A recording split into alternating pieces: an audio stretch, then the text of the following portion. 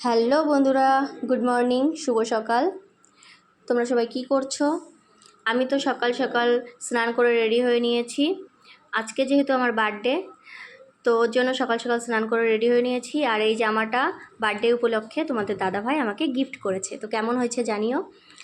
আর ready হয়ে নিয়েছি, মন্দিরে যাব একটু প্রণাম করতে। যেহেতু আমার শ্বশুর মারা গেছে, 1 বছর হয়নি, ওর জন্য আমরা কোনো পুজো করতে পারবো না। আর এই যে পরিমাও রেডি হয়ে নিয়েছে, আমরা এখন একটু মন্দিরে যাব প্রণাম করতে। তোমার দাদাভাই, পরিমা আর আমি এই 3 জনেই যাব। তারপর দেখো আমরা বেরিয়ে পড়েছি রাস্তায় মন্দিরের উদ্দেশ্যে। তো যাচ্ছি, আর রাস্তায় এত রোদ্দুর, প্রচণ্ড রোদ্দুর, আর প্রচণ্ড গরম লাগছিল, ওর জন্য ঠিকঠাক ভিডিও করতে পারিনি।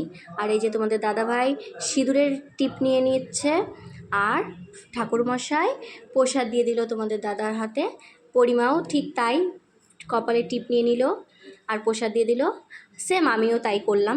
আর এটা হলো দুর্গা ঠাকুরের মন্দির।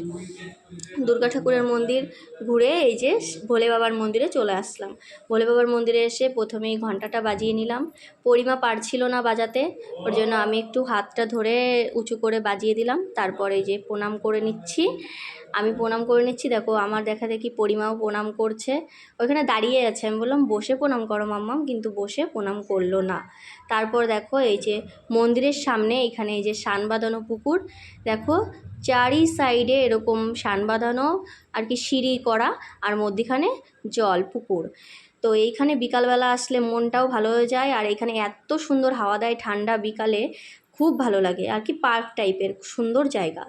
তারপরে দেখো ওইখান থেকে বেরিয়ে, আমরা মন্দির থেকে বেরিয়ে এই যে বাড়ির দিকে আসছি, একটা রিলসও বানিয়ে নিলাম।